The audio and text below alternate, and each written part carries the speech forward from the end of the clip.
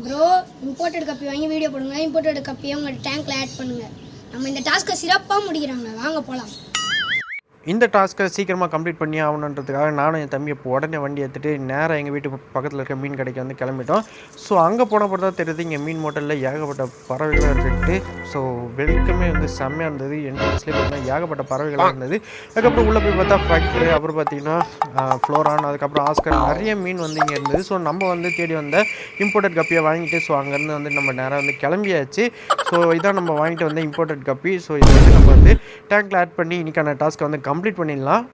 கொஞ்ச நேரம் பார்த்தீங்கன்னா நம்ம வந்து டெம்பரேச்சர் செட் ஆகிறதுக்காக பார்த்தீங்கன்னா நம்ம வாங்கி இந்த ஃபிஷ்ஷை வந்து நம்ம டேங்க்கில் வந்து அப்படியே வந்து வச்சாச்சு.